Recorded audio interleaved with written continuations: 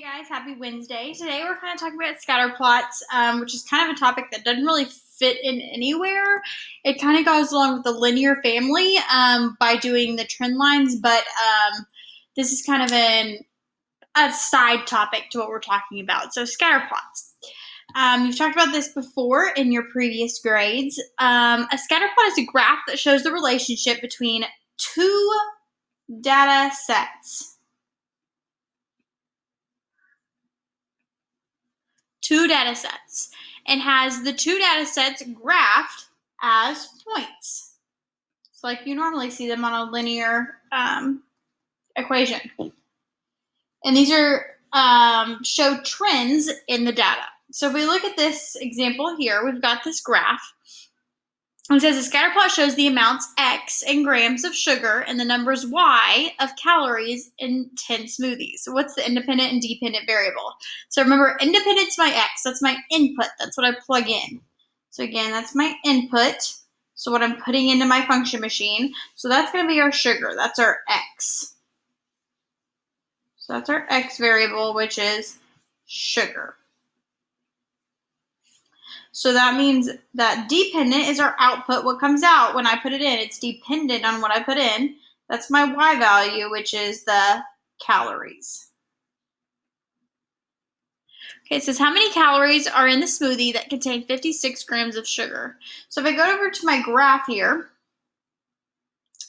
here's 54 and 58. I'm kind of in between there, so I'm at 56.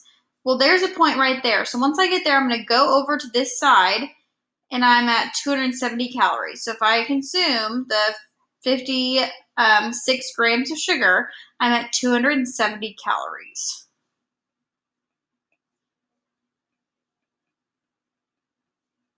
How many grams of sugar in a smoothie that contains 320 calories? So this time I'm going to the calorie side, which is over here.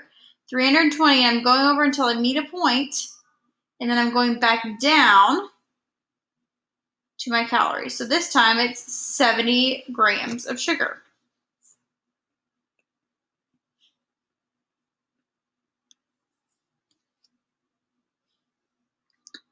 And it says, what tends to happen to the number of calories as the number of grams of sugar increases? So as I'm going this way, as I'm increasing on my sugar, what do you notice is happening? If you kind of look at the trend, it's going upward. It's going to keep going upward. So the more grams of sugar I eat, the more calories I eat, which kind of makes sense, right? So as the sugar increases, the calories also increase. So it's kind of a positive trend, which is about what we're about to go into in just a second. So here, this type of correlation here we're going to talk about. So if I've got points, just kind of random points everywhere.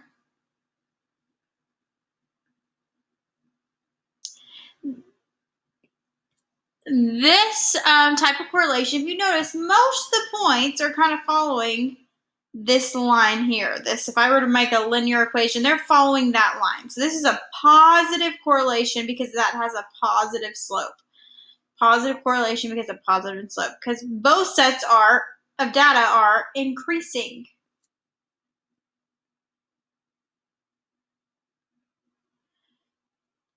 Right? Because as I go farther on my X, I'm going to go even taller on my Y. So that's positive.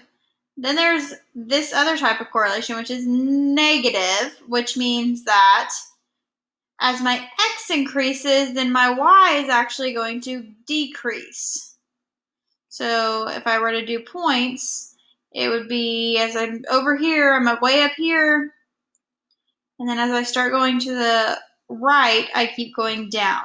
That's a negative correlation because if I were to draw a line, look what's happening. It's going down. Most of the points are going this way. That's a negative correlation because it's a negative slope. And then lastly, I've got no correlation.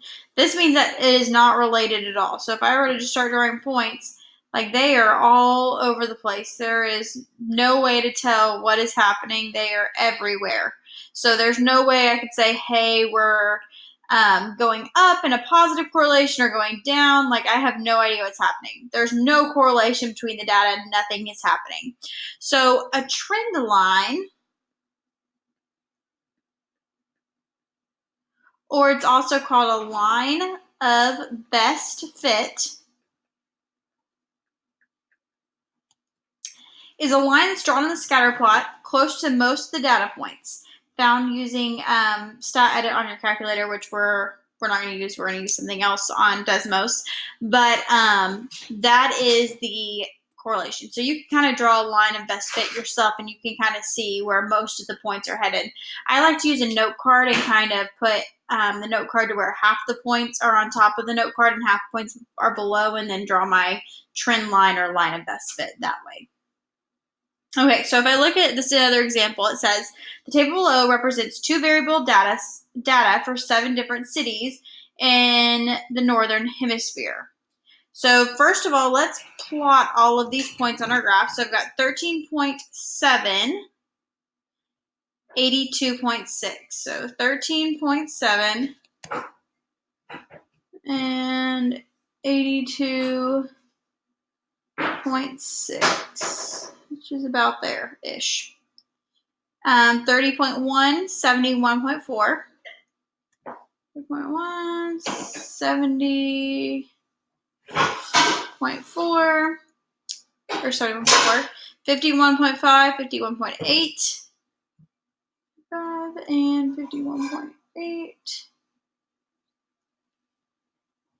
55.8, 39.4. And again, all I'm doing is saying this is my x value, this is my y value, and I'm plotting as points. So as a point, this was 13.7, comma 82.6. So I went over 13.7, then up 82.6 is all I'm doing.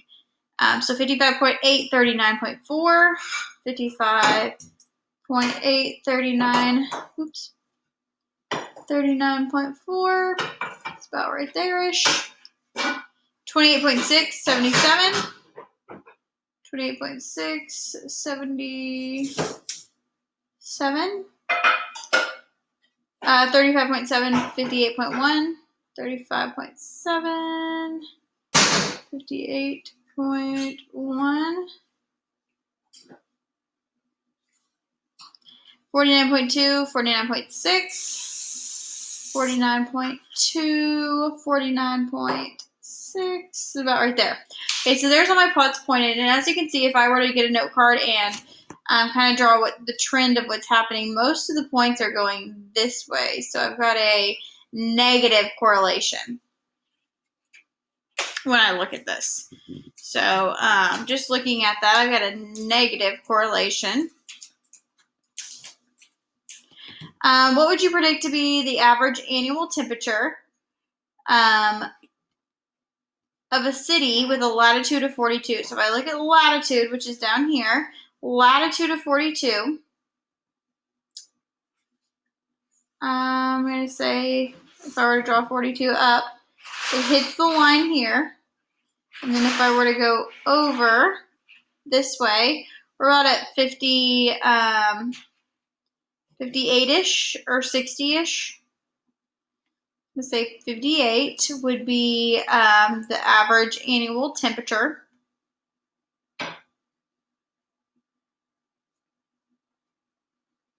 Okay, so with a calculator, write a linear function that would be used to estimate the annual average. So what we're going to do is use all these points to actually tell me what this line is. If I were to make this into an actual linear equation, what would that line be? So I'm going to take these points and I'm going to plug them in Desmos just like we would do with a linear function. So if I go to Desmos here, see if I can move this over.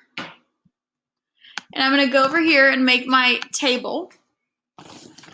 So plus in the table, and I'm going to put all of these points in. So I know a slope, I just need 2 pretty points. These aren't pretty, these don't make a line, these aren't all together, so you have to put all of these points in order to get that line of best fit.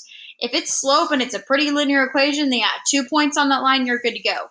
But since this is not pretty and they're kind of all over the place, I have to put all of them in. So 13.7 and 82.6. Then I've got 30.1 and 71.4. Then I've got 51.5, 51.8, 28.6, and 77, 35.7, 58.1, 49.2, 49.6. Okay, so then I go from there. I've got all my points in, and I'm going to do y1 squiggle mx1 plus b. So here it'll give me the equation. There's my m, and there's my b.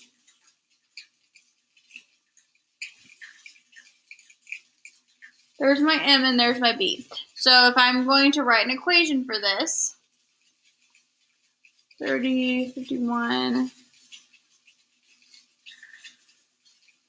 let me see a point, 55.8. Oops, I forgot one. Sorry, y'all. 55.8 and 39.4. There we go. Okay, so now I'm looking at this, and I can put my slope and my b together to make my equation. So when I have slope, remember, y equals mx plus b, and I'm just plugging it in. So now I've got y equals, my m is about negative 1.01 x plus my b is 99.68-ish. Oops. So that would be the trend line for that graph we just did. It says using the equation above, what is the predicted average annual temperature for a city with a latitude of 42? So my x is 42. So in my equation, all I'm going to do is take the equation and plug in 42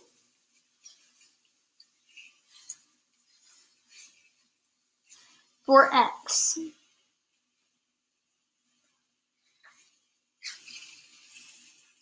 So when I do that, I plug that in, and I'm just going to use Desmos. I get 57.187. Okay, one thing that's new that you probably haven't heard of before is called the correlation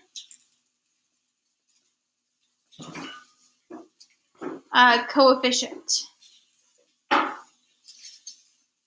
or R.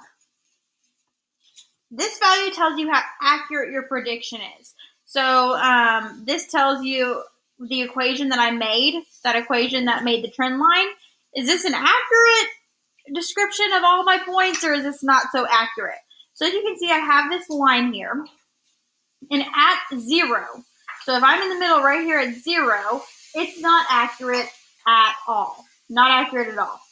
As I get closer to 1, it becomes super accurate. Like at 1, we are on target, accurate.